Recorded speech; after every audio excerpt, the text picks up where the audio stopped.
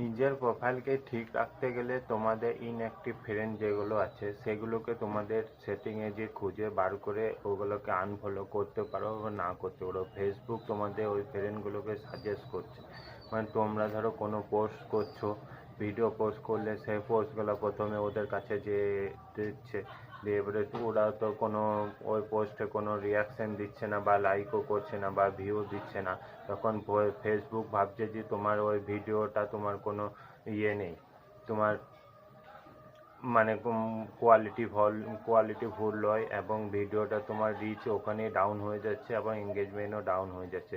তোমাকে কি করে খুঁজে বার করবে ইনঅ্যাক্টিভ ফ্রেন্ডগুলো এবং ফেসবুক সাজেস্ট করেছে সেই ফ্রেন্ডগুলো কী করে খুঁজে বার করবে, সেই ফ্রেন্ডগুলো খুঁজে বার করানোর জন্য আমি তোমাকে ফেসবুকে যে একটা সেটিংয়ে দেখিয়ে দিচ্ছি, সেখান থেকে তুমি যে বোধে ইনঅ্যাক্টিভ ফ্রেন্ডগুলোকে সার্চ করে খুঁজে তুমি ফ্রেন্ড রিকোয়েস্ট থেকে আনফ্রেন্ড করে দিতে পারবে।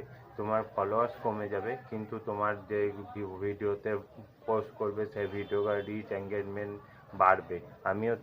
আমিও তো যে ইনঅ্যাক্টিভ ফ্রেন্ডগুলো ছিল প্রোফাইলে সেগুলো আমি আনফ্রেন্ড করে দিয়েছি। আমার এখন পোস্টের রিচ ভালো আছে এবং এঙ্গেজমেন্টও ভালো আছে। তোমরা যে সেই ফ্রেন্ডগুলোকে আনফ্রেন্ড করে দিও। হাত দেবে, প্রোফাইলে হাত দেওয়ার পর তোমার অ্যাবাউটে চলে যাবে। অ্যাবাউটে চলে যাওয়ার পর নিচু দিকে একটু স্ক্রল করবে, স্ক্রল করার পর দেখো সি অল ফ্রেন্ডসে যাবে। সি অল ফ্রেন্ডসে যাওয়ার পর পেজটা করবে ম্যানেজমেন্টে এখানে যাবে।